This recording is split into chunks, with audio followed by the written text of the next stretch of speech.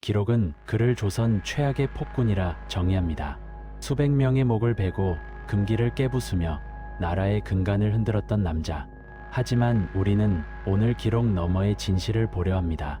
역사학자의 돋보기가 아닌 프로파일러의 메스를 들고 말이죠.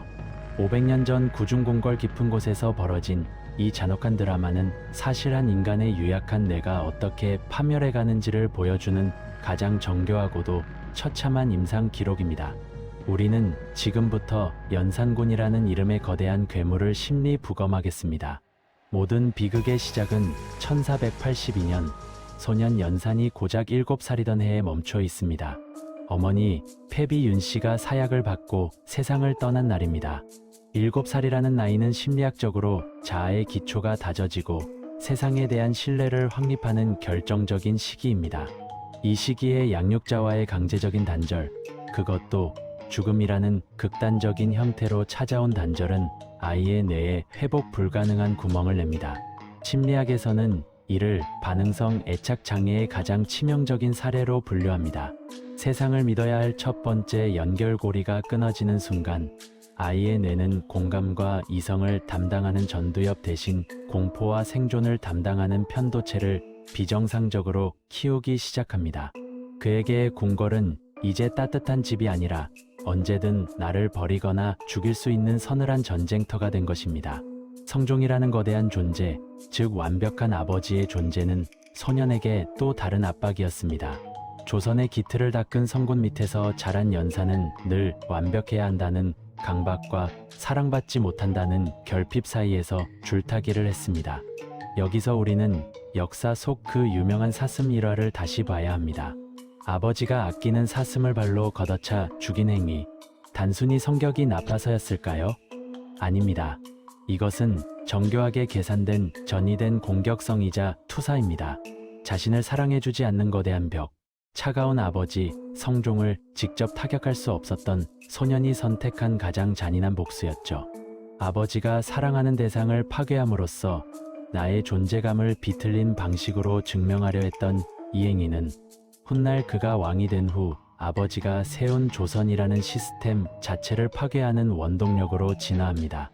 즉위 초반 연산은 놀라울 정도로 유능한 모습을 보입니다. 경연에 참석하고 신하들의 의견을 경청하며 성군의 길을 걷는 듯 보였죠. 하지만 그것은 치밀하게 계산된 가면이었습니다. 내면의 결핍을 숨기기 위해 쓰고 있던 정상인이라는 가면 말이죠. 하지만 억눌린 욕망은 반드시 분출구를 찾기 마련입니다. 그가 마침내 권력의 정점에 섰을 때 그동안 억눌러왔던 보상 회로가 폭발하기 시작합니다. 뇌과학적으로 볼 때 권력은 세상에서 가장 강력한 마약입니다.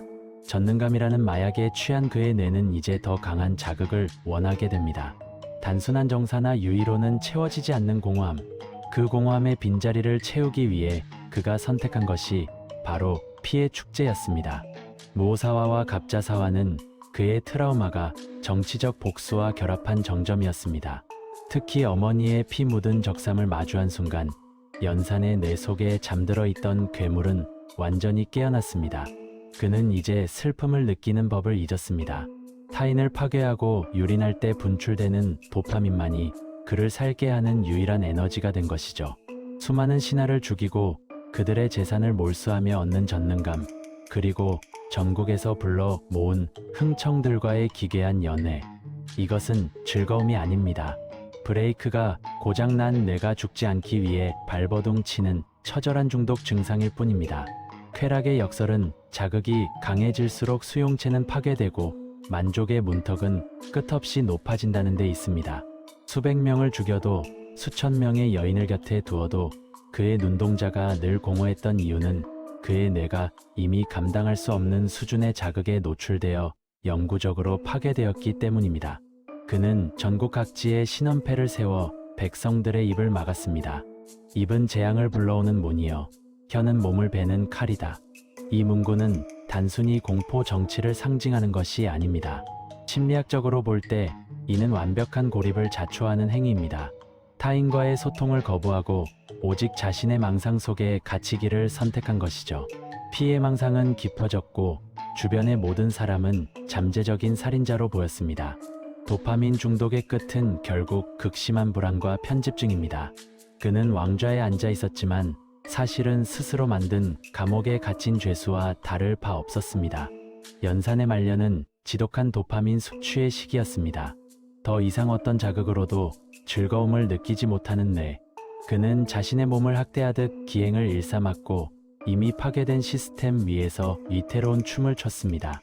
중종반정의 군사들이 궁궐담을 넘던 날 그는 과연 분노했을까요? 프로파일러의 관점에서 볼 때 그는 아마도 안도했을지 모릅니다. 십수년간 자신을 괴롭혀온 이 지옥 같은 중독의 루프가 드디어 끝날 수 있다는 사실 때문에 말이죠. 강화도로 유배되던 길, 화려한 용포 대신 거친 옷을 입은 그의 뒷모습은 폭군이 아니라 길을 잃은 아이의 모습이었습니다. 우리는 왜 500년 전에 이 괴물을 지금 소환했을까요? 연산의 비극은 과거에 박제된 이야기가 아닙니다. 현대인인 우리도 각자의 결핍과 상처를 안고 살아갑니다. 그리고 그 빈자리를 쇼핑, SNS에 좋아요, 타인을 향한 무분별한 비난과 같은 가짜 도파민으로 채우려 하죠. 당신이 스마트폰 속 자극적인 정보에 집착하고 누군가의 불행을 보며 짧은 우월감을 느낄 때 당신의 뇌 속에서는 연산군이 느꼈던 그 파괴적인 도파민과 본질적으로 같은 반응이 일어납니다. 자극은 결코 상처를 치료하지 못합니다. 오히려 상처를 덧나게 하고 뇌를 망가뜨릴 뿐이죠. 연산군은 죽기 전 단 한 번만이라도 진심 어린 사랑을 받고 싶었을지 모릅니다. 아버지가 아끼던 사슴을 걷어차던 그 순간부터 그는 사실 누군가 자신을 붙잡아 주길 기다렸을지도 모릅니다. 하지만 아무도 그의 내면을 들여다보지 않았고 권력이라는 칼자루만을 쥐어주었습니다. 그것이 조선과 연산 모두를 파멸로 몰고 간 비극의 핵심입니다. 당신의 뇌는 지금 건강합니까? 아니면 당신도 모르는 사이에 당신만의 연산을 키우고 있습니까? 우리는 모두 마음속에 상처 입은 소년을 키우고 있습니다. 그 소년이 괴물이 되지 않게 하는 법은 더 큰 자극을 주는 것이 아니라 그 상처를 정면으로 응시하는 용기입니다.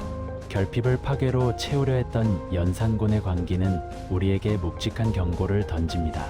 당신은 당신의 상처를 치유할 용기가 있는가? 아니면 타인을 파괴하며 도망칠 것인가? 당신의 도파민이 파괴가 아닌 성숙과 건강한 이성을 향하길 바랍니다. 오늘 당신의 마음속 사슴은 안녕한지 묻고 싶습니다.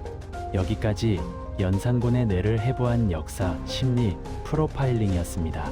시청해 주셔서 감사합니다.